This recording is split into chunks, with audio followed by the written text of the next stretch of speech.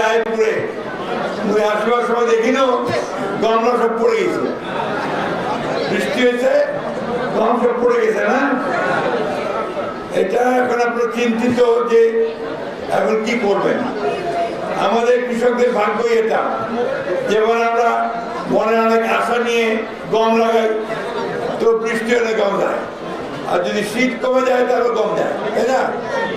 ভুট্টা লাগাই সেটাও ক্ষতি হয়, আর এবার আলু যারা লাগাইছিলেন তারা তো শুতে গেছেন, ঠিক না। ঠিক কথা খাওয়া তো এই সমস্যাটা আমরা বুঝি বলে আমাদের নেতা তারেক রহমান সাহেব বুঝেন বলে নির্বাচনের আগে কত প্রতিশ্রুতি দিচ্ছিলেন। তার মধ্যে একটা ছিল কৃষকরা ঋণগ্রস্ত হয়ে যায়, পরে ব্যাংক থেকে লোন নেয়, শোধ করতে পারে না, তখন আপনার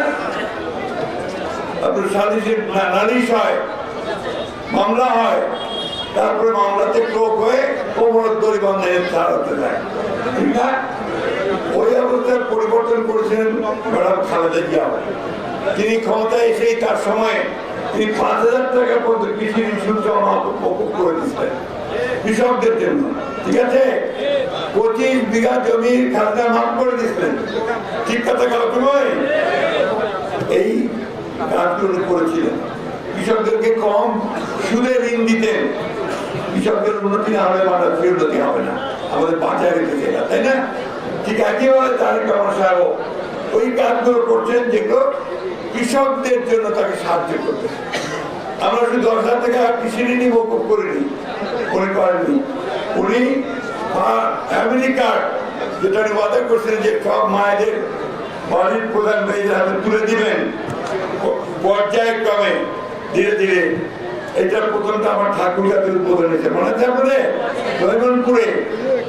রহিমনপুরে প্রায় ১,০০০ মহিলাকে ফ্যামিলি কার্ড দেওয়া হয়েছে।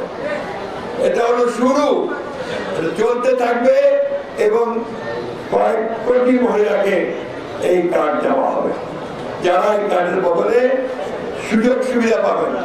কিছু যাদের টাকা দরকার তারা কিছু টাকার সাহায্য পাবেন, যাদের হাসপাতালের স্বাস্থ্যসেবা স্বাস্থ্যসেবা পাবেন, যাদের স্কুলে বাচ্চাকে পড়াতে বাচ্চার সুবিধা পাবেন।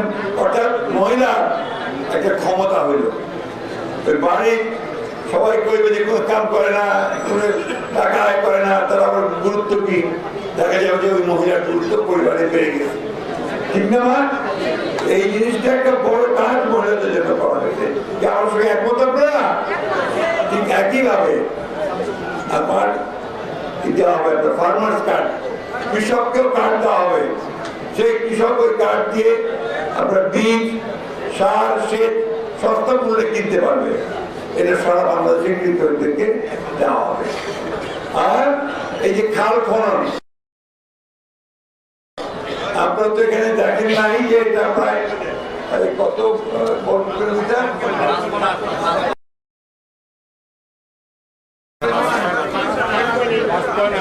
৫.৮ কিলোমিটার খাল কাটা হবে। আমি ইঞ্জিনিয়ার সাহেবকে বলছি যে এই খালটা কাটা হবে, ঠিক আছে, কিন্তু পানি আসবে কোথেকে? আরেকটা নদী আছে, নদীটা আছে